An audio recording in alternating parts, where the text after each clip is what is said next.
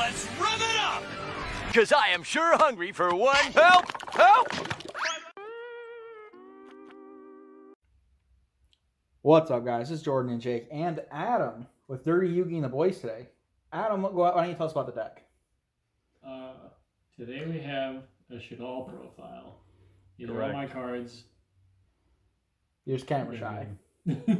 Just camera shy. All right, Jake, go just ahead. so you know, boys, the check has not yet appeared in the mail, unfortunately. So all of these nice things, this Bambolambara, that's not mine.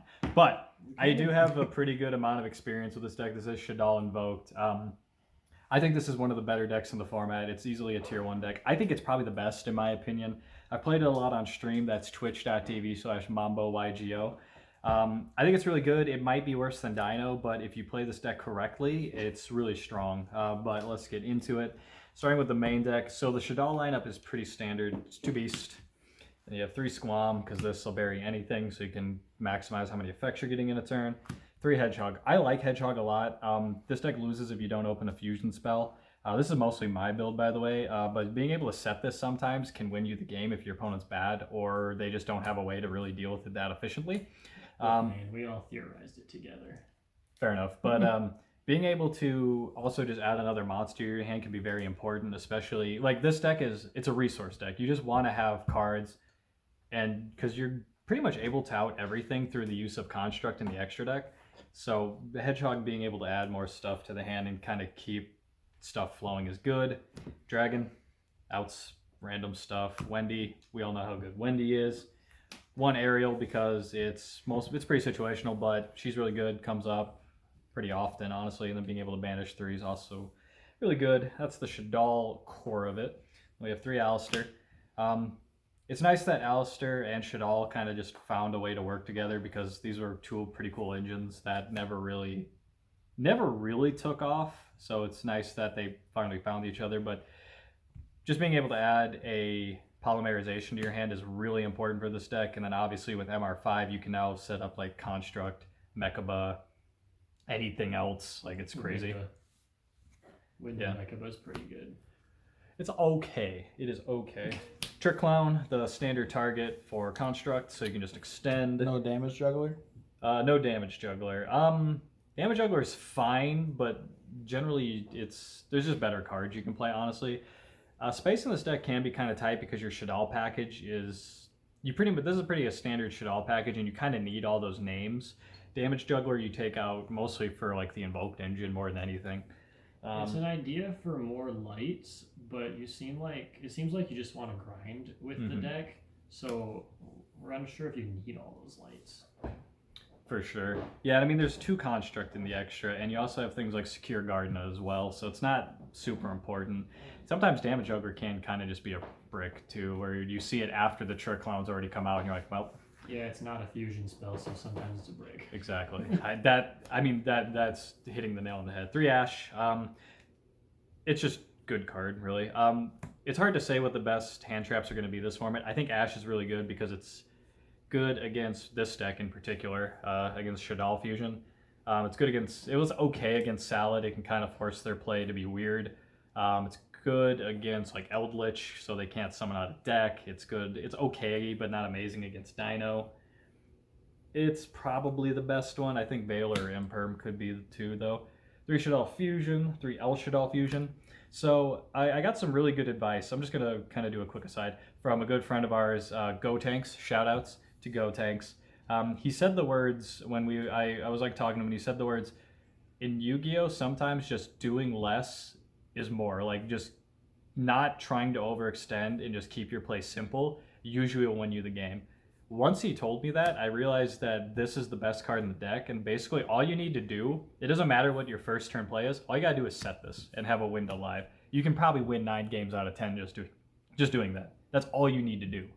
And then I tried that out on stream, and that was literally just my win con, was just set up like Verte Anaconda, put out like a Construct using that card or whatever, Op Cologne, doesn't matter, and then find a way to set this, and that was win every single game. Another good card to set, though, Super Poly.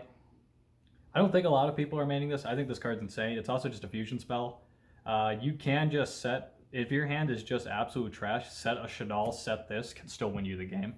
I think this card is amazing. This is probably the best deck in the game at being able to abuse it as well. So I would keep playing it. Just fusion spells are all you want to see, like these.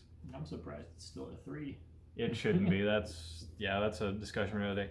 3 Invo for the Alistair. Just like I said, it's basically polymerization most of the time with a little bit of an upside. 2 Meltdown to find your Alistair. Terraforming to find your Meltdown to find your Alistair. Foolish Burial to the flexibility of being able to find any Shaddoll. Upstart Goblin for a small amount of consistency. Is that from Secret Slayer? Is that new set? No, stop. No, this is actually Sepultura Anyway, moving on. It's Resh Shaddoll Incarnation.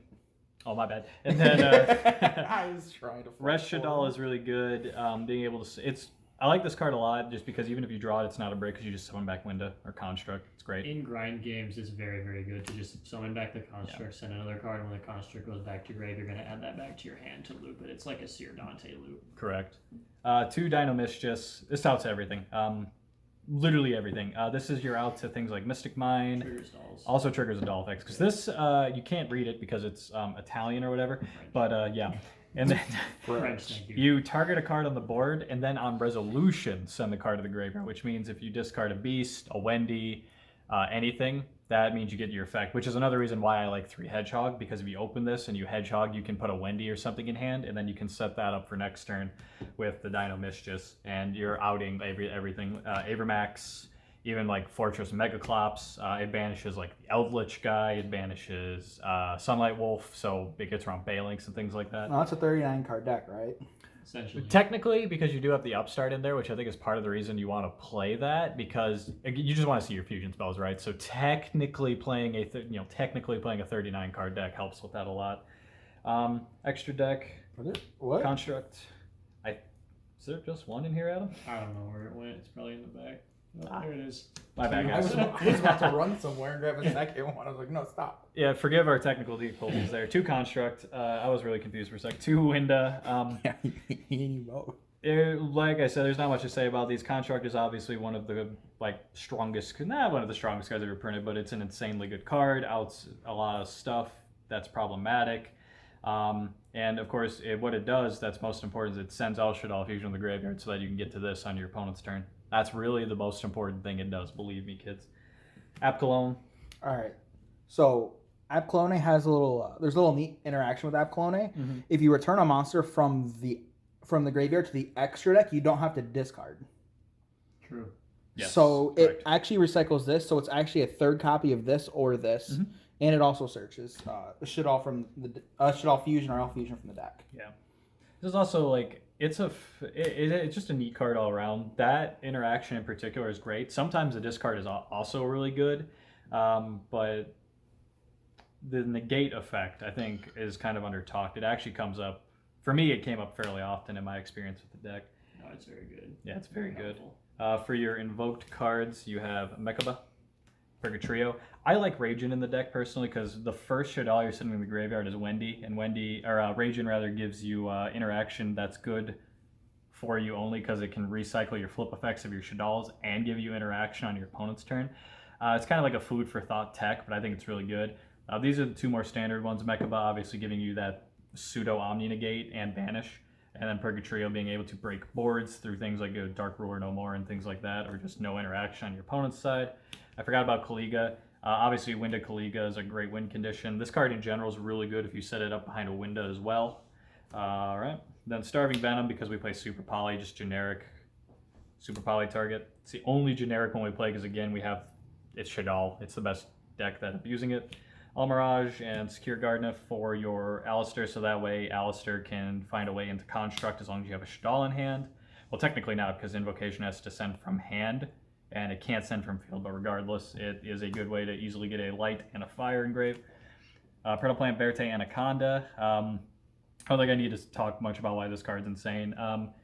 This and Cross Sheep being the Link 2s that this deck can abuse, like probably the 2 strongest Link 2s in the game when they're broken, goes a long way. This obviously bumps the consistency of the deck a lot because if you don't find a fusion spell, if you can at least find your way to a Link 2, you can probably find your way to a fusion spell and start getting your engine going. And Cross Sheep obviously is an extender, so you can get into things like Unicorn and Boral Sword. We don't play Apollo, I know, or Appaloosa, but I know some builds do. I don't think it's very good. It's just not consistent enough to make it. And that is Invoke Shaddoll, and then we have some tokens here. I think the deck's really good. It's, like I said, it's definitely a top 3, probably top 2, if not top 1 deck of the format. It just has that consistency, that overall power. Like, there's nothing worse than like when you're staring down a window and then you finally break the window and then they add a Shaddoll Fusion back to their hand and you're just like, round 2. And then of course the deck has so much power by having access to things like Boral Sword, the Shaddolls being able to get their effects off links, Protoplan Verde Anaconda helps, El Shaddoll Fusion just wins the game 9 times out of 10 by summoning a window these days. It's a great deck. You guys have any thoughts about it? That's solid. There's a lot of theory behind it. It's hard to test it right now with no real events. But yeah, no, it's pretty solid against most strategies that are being played right now. Yeah, It's definitely. gonna be scary against the Idolish deck just because like they don't summon for the extra, and that big guy is very, very strong. Yeah, the big guy sends to the graveyard, so Yeah. it just outs window like that. They also have non-targeting destruction cards, which is not a huge deal, but pretty important. I think it's actually, I feel like a pretty high skill ceiling deck in a way. It's not like the hardest deck ever to play, but if you break your resource loop once on accident or you're forced into it, that can sometimes be the game if you break your resource of looping Shaddoll Fusion. So something to kind of just keep in mind. But if you guys have any questions, just let us know. Adam and I know a lot about the deck, so we can tell you plenty. Played it for a month and a half. Yeah, but not very well. Check out our videos, you'll see. Played But it for a year and a half when it came out. From Leave the a guy like. who didn't know Anaconda was a card when he was streaming it for 3 hours. Leave a like, leave a comment, subscribe, be part of the boys. We love you all. Have a good one.